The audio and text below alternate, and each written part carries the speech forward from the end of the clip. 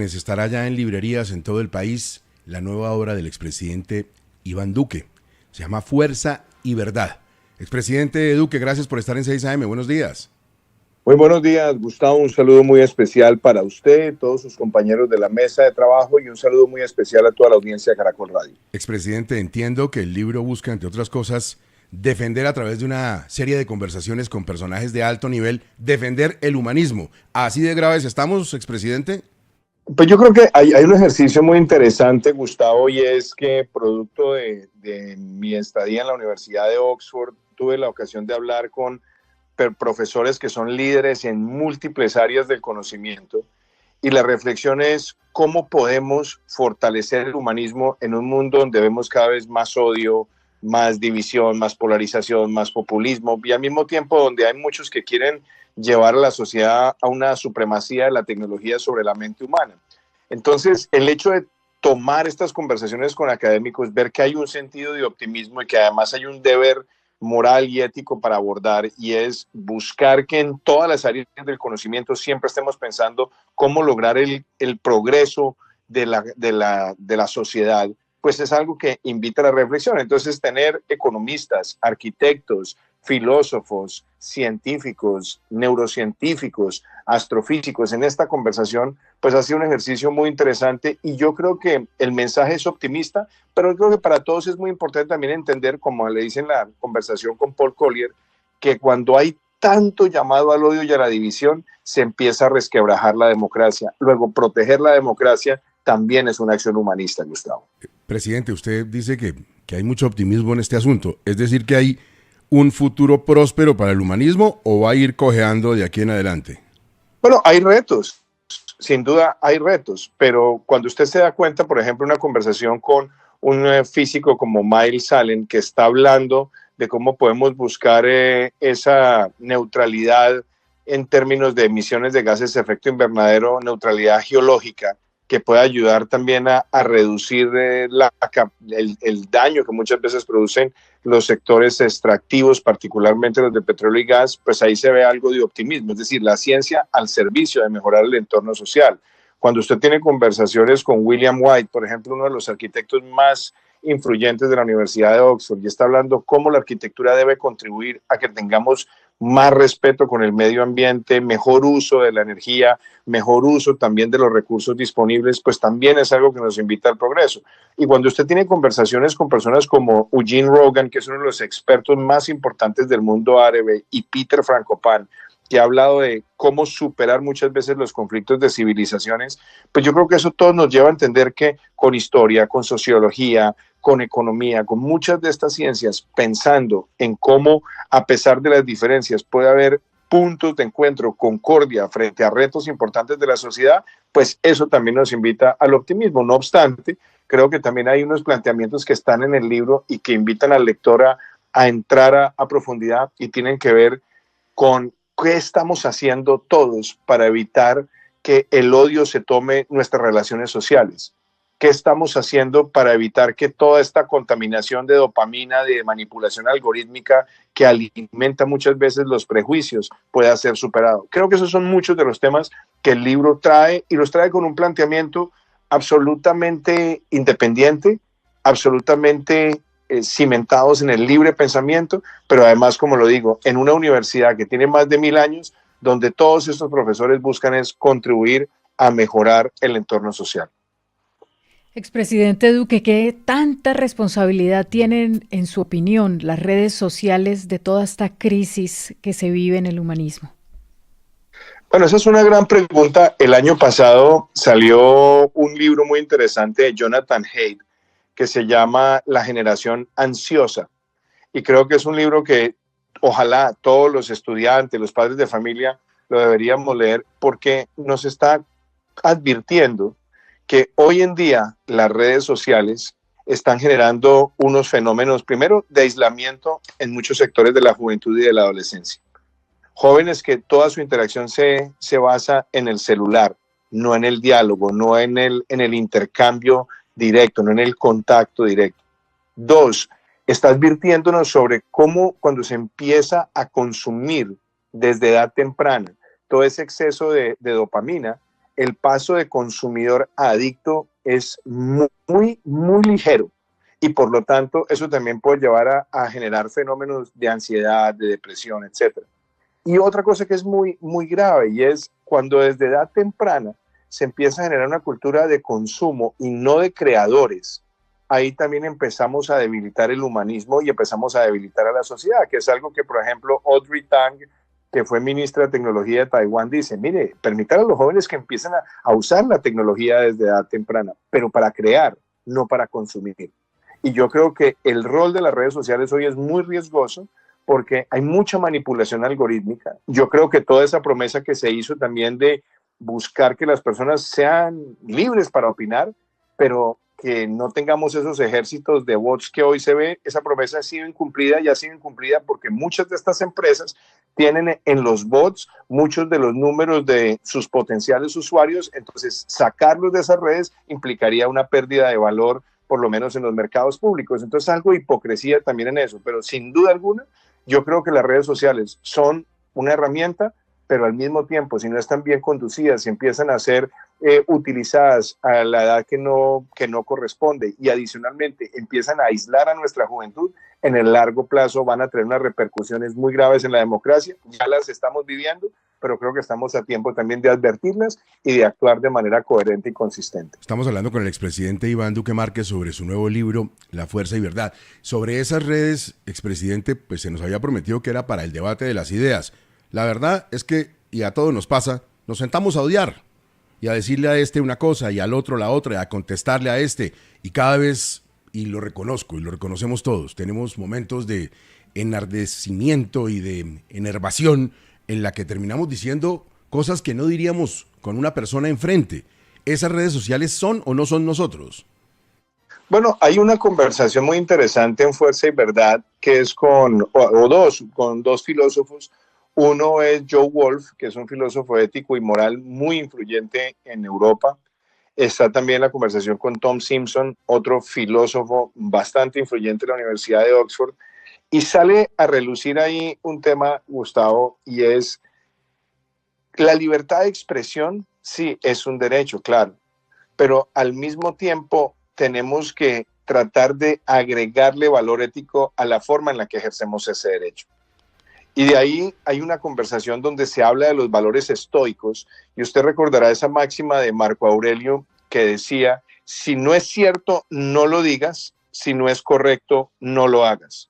Es donde está también el límite que nosotros mismos debemos fijar a nuestro comportamiento, porque hoy, bajo esa idea de que las redes sociales mueven de manera exponencial la información y también la desinformación, la idea de que la percepción es más importante que la verdad está haciendo mucho daño, y eso está llevando a que muchas veces esa manipulación algorítmica para generar grandes tendencias esté sacrificando muchas veces la verdad. Y en el entorno del humanismo llevado al plano de la democracia es aún más grave, porque la democracia se basa en la libertad de elegir, pero cuando tenemos más personas eligiendo con desinformación, la democracia se resquebraja y por ende también muchos factores que deben generar concordia a partir del humanismo.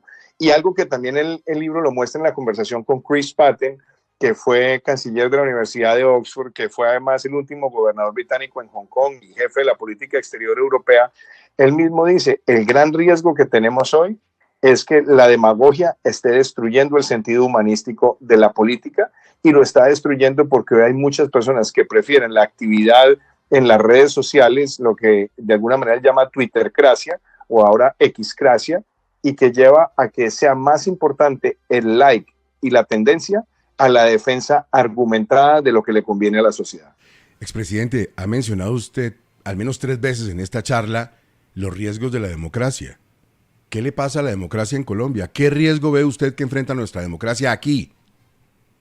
Yo veo muchos, Gustavo. A ver, partamos de la base que es muy triste ver que el púlpito presidencial, el poder presidencial, que por cuenta de nuestra Constitución debe ser un símbolo de unidad nacional, se ha convertido en un símbolo de la división nacional. Ver uno a un jefe de Estado pararse al frente de la Alpujarra en Medellín, rodeado de los jefes de los combos, de personas que han cometido toda suerte de crímenes, que están tras las rejas sencilla y llanamente por la actividad criminal que han cometido en detrimento de la sociedad, llevarlos, exhibirlos como prohombres y fuera de eso utilizarlos para intimidar a quienes piensan distinto, es un riesgo para la democracia. Que se trate de insistir en este momento en una asamblea constituyente popular que no está contemplada ni siquiera en la Constitución, obviándose todos los pasos institucionales, es algo que también busca resquebrajar la democracia. Que se trate de plantear una consulta de manera irresponsable, a pesar de que el Senado la haya rechazado, pues es otro golpe a la institucionalidad. Entonces, esos son riesgos que tiene la democracia. El riesgo de que un presidente en ejercicio esté diciendo que va a liderar la causa para que su partido se mantenga en el poder y que adicionalmente controle las instituciones es un ataque y un agravio a la democracia. Pero también es cierto, hemos visto en los últimos días y semanas cómo también la institucionalidad colombiana ha respondido a través de las Cortes, a través del Congreso. Eso no quiere decir que los riesgos no estén ahí, los riesgos están, pero yo creo que también las instituciones están demostrando que no vamos a dejar que nadie ejerza la presidencia con ínfulas de emperador o de principito. Expresidente, anoche el señor ministro de Justicia en un video básicamente anunció la muerte de la Constitución. El hecho de que a partir de marzo los colombianos podrían comenzar a trabajar en ese cambio constitucional no dio mayores detalles legales, dijo que se haría de manera tal que no hubiera un salto al vacío, pero básicamente lo que planteó es que ya no sirve la Constitución del 91, ¿ya no sirve? Pues eso es tan absurdo y tan amenazante que sería muy bueno también que todos los colombianos nos pronunciemos de manera categórica, Gustavo. A ver, la Constitución de Colombia contempla muchos mecanismos de reforma, empezando por el más elemental y el que ha sido más usado, que ha sido los actos legislativos. Es decir, la Constitución se puede reformar en el Congreso, surtiendo todos los debates, enriquecida con las opiniones de todos los partidos políticos, de la sociedad entera, y después sujeta también a revisión de la Corte Constitucional. Así se han hecho más de 30 reformas en el país desde que está vigente la Constitución del 91. ¿Y eso para qué? ¿Y por qué se contempla ese mecanismo? Para que las constituciones, como intérpretes de las fuerzas de la historia, que conciben a la sociedad como una entidad en mejoramiento y avance, permitan que se actualice el ordenamiento constitucional a las dinámicas de la sociedad. Pero de ahí pretender acabar de manera iconoclasta con nuestra Constitución, de desafiar las instituciones, de amenazarnos a todos y de creer que una Constitución se configura como un traje sobre medida en una sastrería para que le sirva a los intereses de un partido o de un gobernante, pues es una forma bastante agresiva de pretender gobernar. Por eso, esa idea de una papeleta, eso es inviable, no está contemplado. Nuestra Constitución tiene los mecanismos. Entonces, el llamado a todos los colombianos es, aquí no vamos a dejar que nos intimiden, y yo creo que la forma más eficaz es rechazarlo en las urnas en el mes de marzo con quienes han durante los últimos 3 años pretendido gobernar con odio, y después en la elección presidencial del 26, donde aquí no podemos estar esperando un mesías, tenemos es que buscar que haya una gran coalición de partidos, de personas, de movimientos, de sectores que puedan sacar adelante el país de las 4 bombas que nos están dejando: la fiscal, la de salud, la de seguridad y la energética. Muchas más, pero esas son las 4 esenciales. Presidente Duque, hablando de lo que usted llama la bomba fiscal, la deuda del COVID durante su gobierno, que obviamente fue una época extraordinaria, ¿justifica la deuda fiscal de Petro, las decisiones fiscales que ha tomado? Pues esa es una gran pregunta, Vanessa, y me alegra que usted me la haga porque me permite también volver a los hechos y a la evidencia. Usted recordará que en el año 2019 nosotros cerramos con el menor déficit fiscal desde que existía la regla fiscal y tuvimos un superávit fiscal primario. Vino una tragedia como el COVID-19 que nos obligó a endeudarnos y a ampliar el déficit fiscal. Y lo enfrentamos de manera coherente y consistente como lo hicieron todos los países del mundo. ¿Y después qué vino? Después teníamos que empezar el ajuste. Y usted recordará que, sabiendo que era un momento de grandes retos y sobre todo de impopularidad, presentar una reforma fiscal, lo hicimos porque era lo correcto. y tuvimos que retirarla porque los que hoy gobiernan incendiaron al país y la volvimos a presentar y la sacamos adelante y empezamos una senda de reducción del déficit que se mantuvo durante el año 22 y el año 23. Y el año pasado empezó un ciclo de irresponsabilidad que nos lleva a que este año tengamos el mayor déficit fiscal en un año que no es de pandemia. Es decir, este déficit del 2025 va a ser casi tan grande como el que tuvimos que enfrentar en el año 2020 para hacerle contrapeso al COVID-19. Eso es una irresponsabilidad. Y fuera de eso, están trayendo recaudo del 2026 al 2025, luego el hueco del año entrante va a ser aún mayor. Se han pasado por la faja la regla fiscal, perdimos la línea de crédito contingente del Fondo Monetario por falta de credibilidad y vamos a tener vencimientos de deuda de más de 125 billones de pesos en los próximos 3 años. Entonces, tratar de echarle la culpa al gobierno nuestro enfrentando una pandemia es no solamente torpe, sino además es carente de evidencia, pero además todo lo que estamos viviendo hoy de esta bomba fiscal es producto de la irresponsabilidad y el manejo desatinado de las finanzas públicas del actual gobierno. Expresidente, quisiera preguntarle también por un tema de actualidad. La Fiscalía ha pedido la condena del expresidente Álvaro Uribe. Estaban ya en la etapa final de ese juicio. ¿Cómo ve usted esa posibilidad? Sobre todo porque en el Centro Democrático incluso hay malquerencias hacia usted porque señalan que pues, durante su gobierno fue que el presidente quedó preso y bueno, sucedió todo lo que sucedió con su proceso judicial. Bueno, me parece también muy pertinente su pregunta porque también me permite decir varias cosas. Primero, vayamos hacia atrás y empecemos con la siguiente pregunta. ¿Cuándo se activó un llamado a indagatoria contra el expresidente Uribe? Antes de que yo me posesionara. Segundo, yo tuve en el gobierno la responsabilidad de trabajar no con uno, sino con 3 fiscales. Con el doctor Néstor Humberto Martínez, con el doctor Fabio Espite y con el doctor Francisco Barbosa.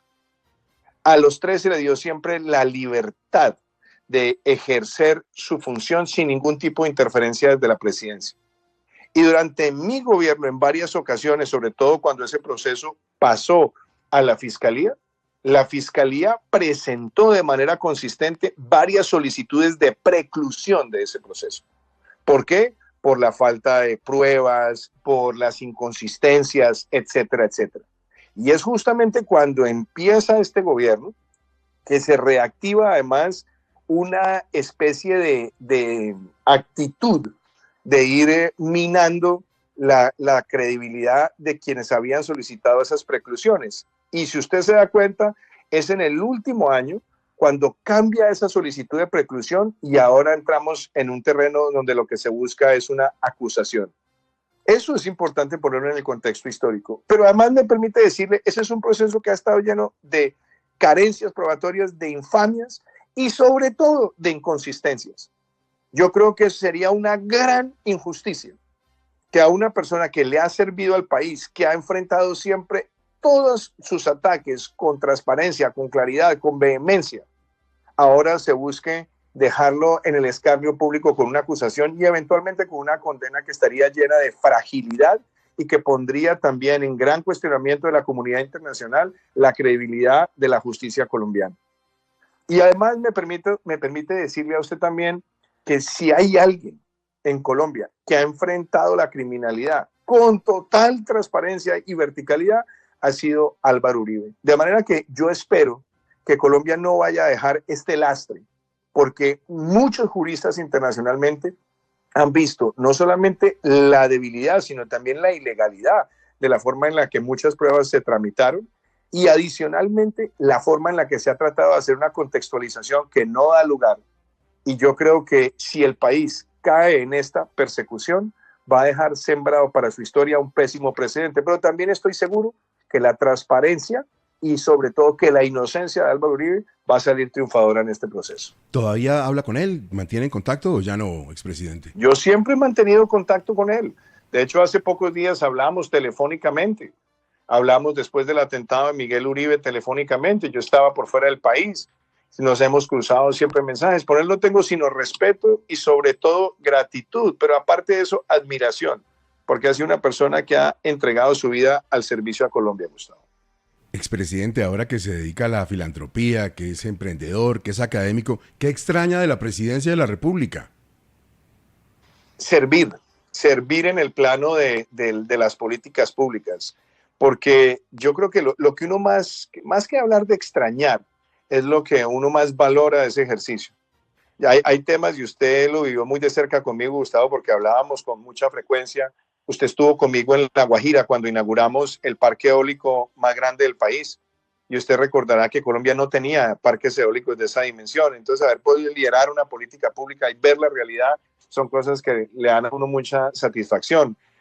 Usted se acordará que muchas veces hablamos del anhelo que yo tenía de dejar la universidad pública gratuita para la gran mayoría de estudiantes. Dejamos ese 97% de educación universitaria gratuita para ayudarle a la clase media emergente, a las familias menos favorecidas del país, y lo logramos, lo que hicimos en vivienda. Entonces, cuando uno se da cuenta de la capacidad de soñar una política, de ponerla en práctica y de lograr los resultados, pues eso trae enorme satisfacción. Pero afortunadamente yo no vivo ni de viudez de poder, ni anhelo el poder. Lo ejercí con voluntad y con sentido de servicio.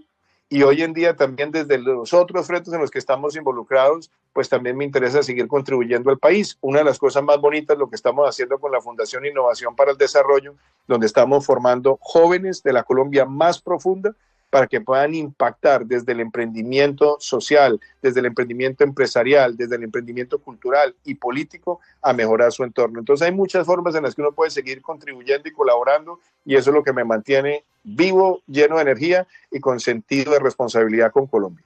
¿Y sus pelados, sus hijos que son tan jóvenes, están felices de que no sea presidente? Usted sabe que el gran sacrificado muchas veces del ejercicio de lo público es la familia, Gustavo. Pero yo creo que hemos recuperado también mucho de ese tiempo con María Juliana, con ellos, y los tres están con distintas formas de llevar su proyecto de vida para también contribuirle al país, para contribuirle a la sociedad.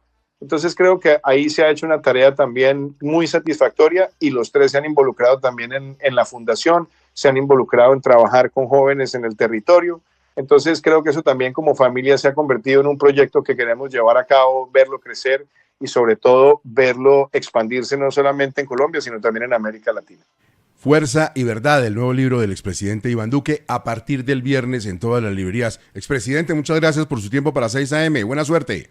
Gustavo, un gran saludo para usted, para toda su mesa de trabajo, y de nuevo un saludo muy afectuoso a toda la audiencia de Caracol Radio. Este libro, Fuerza y Verdad, es un libro para reflexionar y sobre todo para disfrutarlo. Se puede leer en cualquier capítulo, hay conversaciones en distintas áreas del conocimiento, y como yo le he dicho a mis amigos, léanselo despacio, disfruten cada entrevista y después la comentamos. Les mando un abrazo.